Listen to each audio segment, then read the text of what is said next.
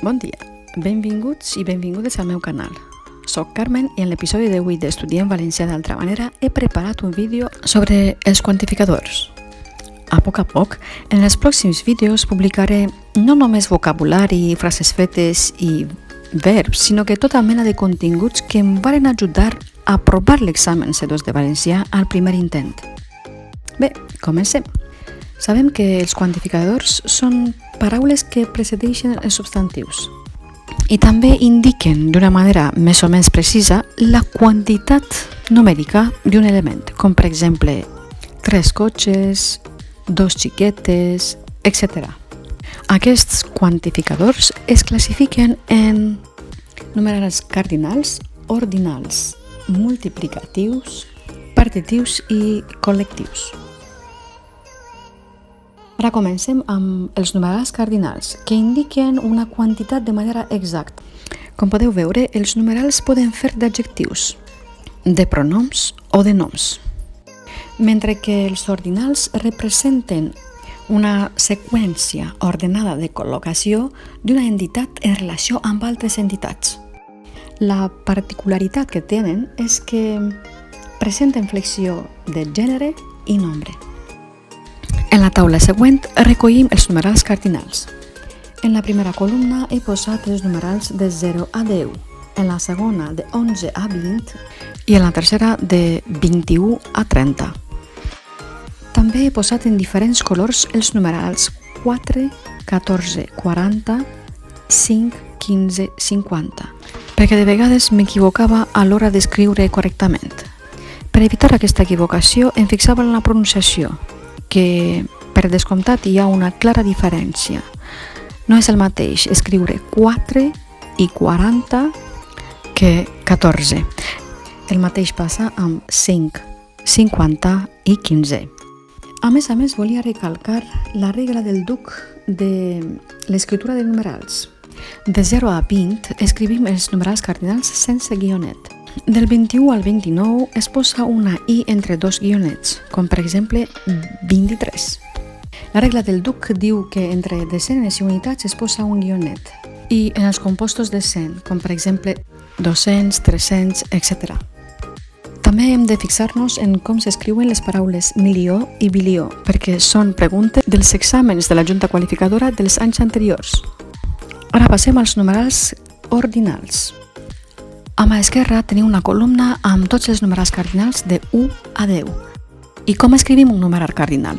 Doncs és fàcil, perquè hem de posar la xifra del cardinal i l'última letra de la paraula que li correspon. Cal recordar que els numerals ordinals presenten flexió de gènere i nombre. Utilitzem primer per a masculí singular, primera per a femení singular, primers masculí plural i primeres femení plural. Cal afegir que les xifres romanes, com per exemple del primer al 9è, es lliguen com a ordinals. Podem dir Jaume I i el segle IV. Cal recordar que les xifres romanes superiors a 9 es lliguen com a cardinals. Molt bé. Ara veiem els numerals multiplicatius, que són doble, triple, quàdruple, quíntuple, etc. Els multiplicatius concorden en masculí o femení amb el nom que l'acompanya, quan signifiquen tantes voltes més. Així tenim un exemple. La teva germana té una habitació tripla que la meva. Observem que utilitzem la paraula tripla i no triple. No obstant, la paraula triple la utilitzem en masculí quan significa format per tants elements, per exemple, la triple aliança. També és important recalcar que la paraula doble és invariable. Només em falta especificar que els multiplicatius se solen substituir per a perífrasis tantes voltes o vegades més. Dalt teniu l'exemple.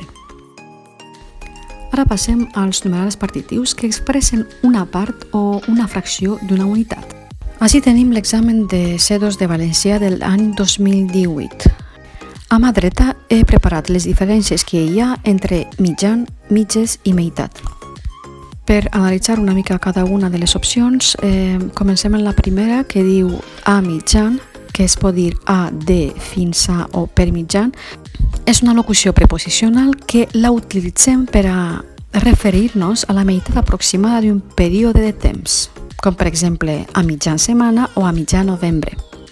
És important especificar que no té forma de plural, no podem dir a mitjans i tampoc fa seguida de la preposició de. Per tant, no podem utilitzar a mitjan de setmana o a mitjan de novembre. A mitges és una locució adverbial que la utilitzem per a referir-nos al repartiment a parts iguals de gastos o de pèrdues. I l'última opció és a meitat o mitat, que és la part considerable d'un tot. Per a triar la resposta correcta d'aquest examen, he fet el següent raonament. Després de llegir el text atentament, vaig triar com a resposta correcta la resposta B, perquè si us fixeu, el text diu després agafem la novel·la que tenim, com la tenim, a mitges. Per tant, aquesta és la resposta correcta. La primera opció no és correcta. Quan utilitzem la paraula a mitjan ens referim a un període de temps que ha de passar. I l'última opció tampoc és correcta perquè fa referència a la quantitat d'un tot. Només ens falta veure els numerals col·lectius, que per a expressar-los s'utilitzen les formes dels ordinals, una dotzena d'ous, per exemple.